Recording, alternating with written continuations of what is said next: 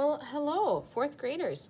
I want to talk to you today about the last part of our project, and this is going to be personal preference.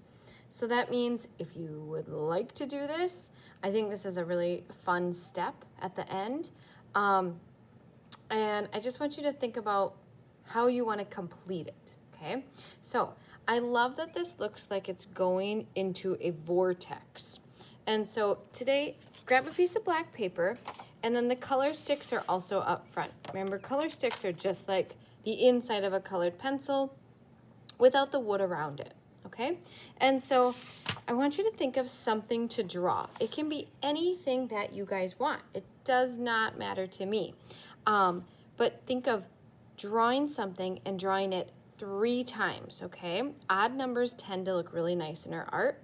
And so it doesn't have to be anything complicated. As you can see, I drew 3 stars. So I drew them with white. I'll show you the back. I drew them with white on the black paper so I could see my lines, and then I cut them out. Scissors are in your baskets, okay? And I just took a piece of black paper and I drew the stars on here.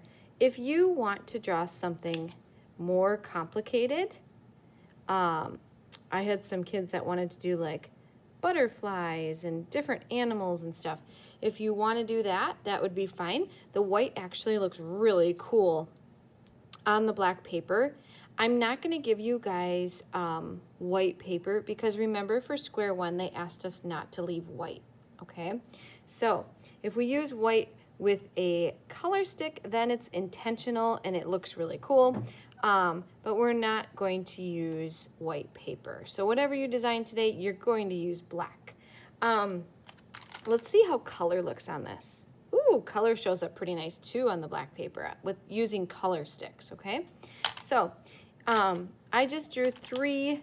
So I drew a large, and then I did like a medium star, and then I did a really tiny star. Okay, and so pick one thing and then draw it 3 times in those different sizes, okay? And then you're going to cut them out and think about your paper. If you do the really big one, huge, and the medium one, and this takes up this whole paper, you're probably going to cover most of your optical illusion. So don't draw things too big. Then I cut them out, and then I'm actually going to have glue sticks up front for you guys at the supply table, and so then you can glue them on.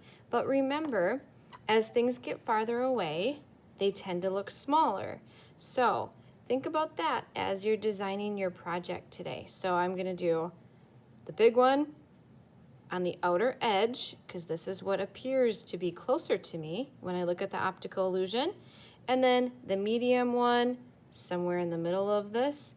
And then the tiny one, I think I'm actually going to put right in the center. So it looks like you're going down into this vortex, and when you end at a star. But there's other stars kind of, as you're going down, you're kind of falling past all of them. So it doesn't have to be a star. This is just my example, okay? So think about something that you would like to do. I've seen kids do all different like simple shapes. They look really cool. And I've also seen some really neat drawings as well that are a little more detailed. So you decide what you would like to do for this, and that will be our part 3. Okay, when you're done with this, turn it into the front table, and then we have it complete.